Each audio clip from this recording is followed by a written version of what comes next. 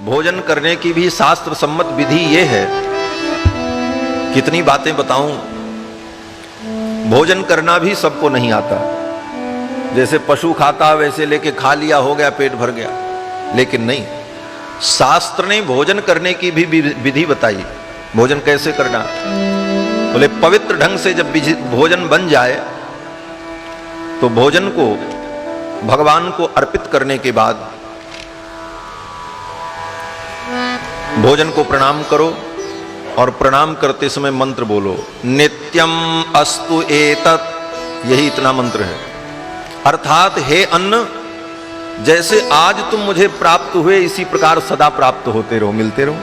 ये अन्न की स्तुति है, वेदों की बात कह रहा हूं। इसके बाद जल लेकर के अन्न का प्रोक्षण करना चाहिए। अन्न का प्रोक्षण करने के बाद, भोजन का प्रोक्षण करने के बाद उस अन्न में से 3 आहुतियां निकालकर जमीन पर अपने दाहिने तरफ पूर्व क्रम से रखना चाहिए। ओम भूपतये स्वाहा, भुवनपतये स्वाहा, भूतानां पतये स्वाहा। इसके बाद चौथी बार आहुति लेकर के ओम विष्णवे स्वाहा। इतना करने के बाद फिर हाथ में जल लेना चाहिए। जल लेकर के आचमन करना चाहिए। ओम अमृतोपस्तरणमसि स्वाहा। थोड़ा सा जल लेकर के मंत्र बोलकर ओम अमृतोपस्तरणमसि, ये जल हमारे पेट में जाकर के अमृत का उपस्तरण बन जाए, अर्थात अमृत का बिस्तर बन जाए। क्यों बोले, उस बिस्तर पर यज्ञ नारायण भगवान को रखना है, अन्न देवता को रखना है। तो उस जल को पीने के बाद तब जो है भोजन करना शुरू कर। 5 कवल करी जीवन लागे। पहले 5 कवर खाया, जो आहुति अभी हमने बताई, इसके बाद भोजन करना शुरू।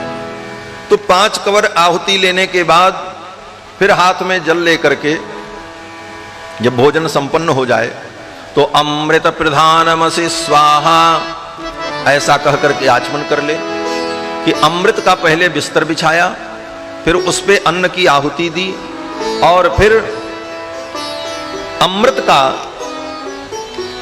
आवाहन करके अमृत का ढक्कन लगा दिया उस भोजन के ऊपर। अर्थात अमृत से संपुटित जब आप भोजन करेंगे तो वो भोजन आपको दीर्घायु प्रदान करेगा। ये भोजन की विधि है। तो भोजन करना भी यज्ञ है।